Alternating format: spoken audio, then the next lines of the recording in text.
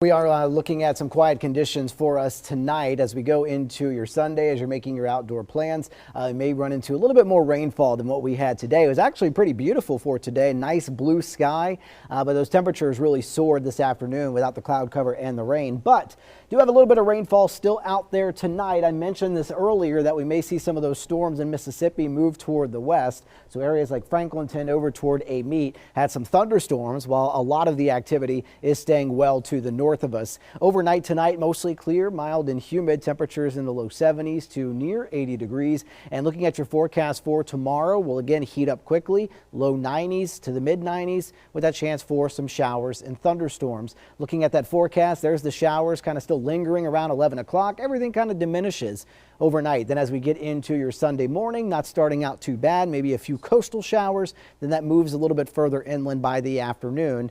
And so some locally heavy rainfall will be possible as we head into those afternoon, evening hours. And then into Monday will be dependent on what happens with the remnants of Fred, showing some of those outer boundaries, maybe bringing a few showers down toward our coast.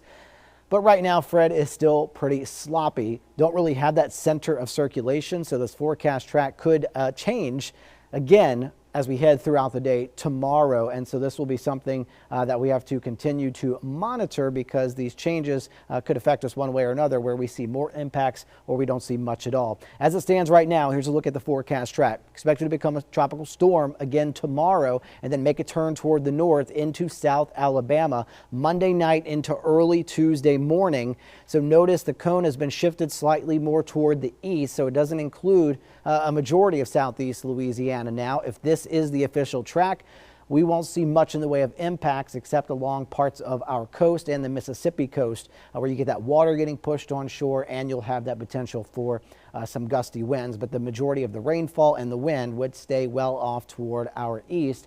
And in fact, with the National Hurricane Center's forecast, is actually more toward the west than the models are. Some of the models have shifted back toward the east. So this is kind of a mess of a system, and that's why it's kind of a challenge to forecast this for us. So I know it can be frustrating for you at home. Well, where is it going?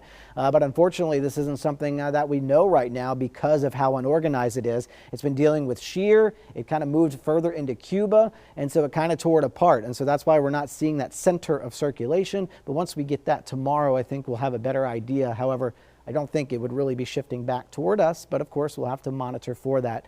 But as you look at the heavy rainfall moving in, the east side of the system is going to bear the brunt of the impacts. That looks to be along South Alabama into the Florida Panhandle. Us being on the west side of it, not too much happening. We would get a northeasterly wind coming in, though. That may help us out a little bit, but we'll continue to see that rainfall lifting off toward the north. So most of the activity occurring on the east side of that system. That's where the heaviest rainfall is going to occur, with some light totals for us, because we'll still see our daily afternoon shower chances. Winds, I mentioned, may increase as we get into the day on Sunday and Monday. Some 20-mile-per-hour wind gusts down toward the coast, and then maybe up to 30 to 35, depending on the exact location of the system. So we'll be watching this for you over the next 24 to 48 hours. Meanwhile, at home, again, daily rain chances continue through about Tuesday, and then looking a little bit drier and a little bit hotter as we head toward the end of the week.